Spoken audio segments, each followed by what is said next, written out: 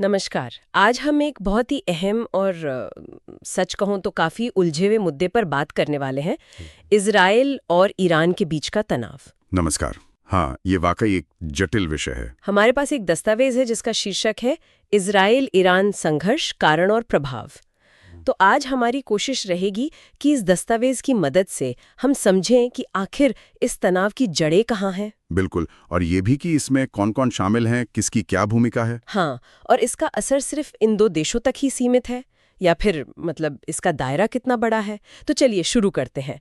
सबसे पहले तो यही सवाल कि ये सब शुरू कैसे हुआ, ये दुश्मनी की वजह क्या है। दस्तावेज तो कहता है कि कई पड़ते हैं इसमें। हाँ, कई पड़ते हैं। विचारधारा है, फिर वो भू राजनीति यानी रीजनल पावर बनने की होड़ और अपनी अपनी सुरक्षा की चिंताएं, ये सब चीजें हैं। बिल्कुल, और 1969 की जो ईरानी क्रांति थी, वो एक बहुत बड़ा टर्निंग पॉइंट था।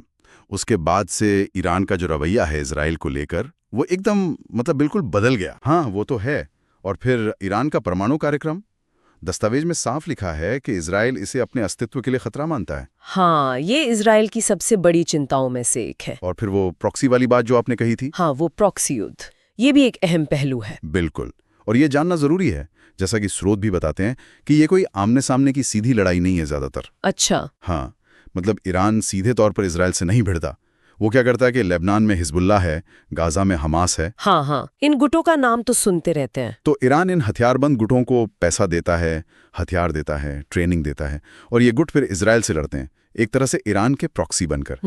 तो ये पर्दे के पीछे की लड़ाई ज्यादा है। काफी हद तक। और दस्तावेज में ये भी है कि दोनों ही देश, मतलब ईरान और इजराइल, पूरे मिडल ईस्ट में अपना दबदबा बढ़ाना चाहते हैं। हाँ, वो तो है। तो इसके लिए वो क्या करते हैं कि सीरिया, लेबनान, यमन जैसे देशों में वहां जो अलग अलग गुट हैं, उनमें से अपने अपने समर्थक गुटों का साथ देते हैं। तो ये देश एक तरह से इन दोनों की लड़ाई का मैदान बन गए हैं। बिल्कुल, एक तरह के प्रॉक्सी बैटल ग्राउंड्स बन गए हैं, जिससे वहां हालात और खराब होते हैं। ये प्रॉक्सी वाला पहलू तो सच में काफी पेचीदा है। अच्छा, तो फिर सवाल ये उठता है कि ये जो तनाव बढ़ता जा रहा है, इसके लिए आखिर जिम्मेदार कौन है। स्रोत तो यही इशारा करते हैं कि ये मामला सीधा नहीं है, मतलब किसी एक पर उंगली उठाना शायद ठीक ना हो। सही कहा आपने, ये बहुत कॉम्प्लेक्स है। अगर हम बड़ी तस्वीर देखें तो दस्तावेज दोनों तरफ की कार्रवाइयों का जिक्र करता है। अच्छा, जैसे देखिए, एक तरफ तो ईरान है, वो न सिर्फ इजराइल विरोधी गुटों को खुलकर मदद दे रहा है, बल्कि अपना परमाणु कार्यक्रम भी चला रहा है, जिस पर काफी विवाद है। हाँ, और उनके नेता भी लगातार इजराइल के खिलाफ मतलब काफी भड़काऊ बयान देते रहते हैं। तो ईरान की तरफ से ये सब है, ठीक है। और इजराइल की तरफ से दूसरी तरफ इजराइल भी कोई चुप नहीं बैठा है। दस्तावेज बताता है कि इजराइल भी लगातार सीरिया और दूसरे इलाकों में हमले करता रहा है। हाँ, वो ईरान के ठिकानों पर हमले की खबरें आती रहती हैं। बिल्कुल, उनका मकसद होता है ईरान के बढ़ते असर को रोकना, उसके मिलिट्री इंफ्रास्ट्रक्चर को कमजोर करना।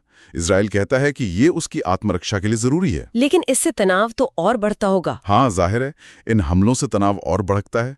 तो ये एक तरह का मतलब एक साइकिल बन गया है, एक्शन और रिएक्शन का, उकसावा और फिर जवाबी कार्रवाई। हाँ, ये चक्र तो साफ दिख रहा है। पर ये जो आपसी खींचतान है, इसका असर क्या सिर्फ इन्हीं दो देशों पर होता है या फिर नहीं, इसका असर बहुत व्यापक है। और यहीं से एक अहम सवाल उठता है कि बाकी दुनिया पर इसका क्या प्रभाव पड़ रहा है। बिल्कुल, सबसे पहला असर तो है क्षेत्रीय अस्थिरता। जैसा हमने पहले कहा, लेबनान, सीरिया, इराक जैसे देश, ये उनकी प्रॉक्सी लड़ाई के बीच पिस रहे हैं, वहां हालात और बिगड़ते जा रहे हैं। दूसरा जो बहुत अहम है, वो है वैश्विक ऊर्जा बाजार, मतलब ग्लोबल एनर्जी मार्केट। हाँ, तेल की कीमतें। हाँ, स्रोत बताते हैं कि जब भी इन दोनों के बीच तनाव बढ़ता है तो डर पैदा होता है कि कहीं होर्मुज जलडमरू मध्य से तेल की सप्लाई न रुक जाए। अच्छा, वो तो बहुत अहम रास्ता है तेल के लिए। बिल्कुल, और अगर ऐसा डर भी पैदा होता है तो कच्चे तेल की कीमतें बढ़ जाती हैं, जिसका असर पूरी दुनिया की अर्थव्यवस्था पर पड़ता है। ये तो बहुत गंभीर बात है। हाँ, तीसरा असर है बड़ी शक्तियों के बीच की राजनीति पर, जियोपॉलिटिक्स पर। अमेरिका और उसके पश्चिमी सहयोगी देश आमतौर पर इजराइल का समर्थन करते हैं। और रूस और चीन? रूस और चीन के रिश्ते ईरान से काफी बेटर हैं, तो ये संघर्ष उनकी आपसी खींचतान को भी हवा देता है। अच्छा। और आखिर में खाड़ी के देश हैं, सऊदी अरब, यूएई जैसे सुन्नी देश, वो ईरान की बढ़ती ताकत से, उसके परमाणु कार्यक्रम से बहुत चिंतित हैं। हाँ, वो तो ईरान को अपना प्रतिद्वंदी मानते हैं। बिल्कुल, और दस्तावेज के मुताबिक अपनी सुरक्षा के लिए वो कभी-कभी चुपचाप पर्दे के पीछे से इजराइल के साथ भी सहयोग कर लेते हैं। ताकि ईरान को बैलेंस किया जा सके। तो मतलब ये तनाव सिर्फ 2 देशों का नहीं, पूरे क्षेत्र की राजनीति को शक्ल दे रहा है। हाँ बिल्कुल, पूरे रीजनल डायनामिक्स को प्रभावित कर रहा है।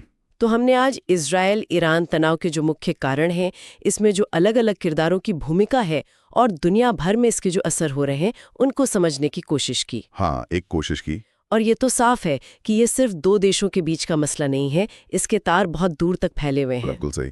और एक सोचने वाली बात जो इस स्रोत सामग्री से भी निकलती है, वो ये है कि जो हाल की घटनाएं हैं, हाँ, इस पूरी स्थिति को कैसे बदल रहे हैं। ये एक अहम सवाल है। भविष्य में ये प्रॉक्सी युद्ध किस तरफ जा सकता है? क्या ये कभी भी एक बड़े डायरेक्ट टकराव में बदल सकता है? और अगर ऐसा हुआ तो उसका असर क्या होगा? वैश्विक स्थिरता पर क्या असर पड़ेगा? हाँ, ये कुछ ऐसे सवाल हैं जिन पर वाकई सोचने की जरूरत है और शायद आगे भी हमें इन पर नजर रखनी होगी।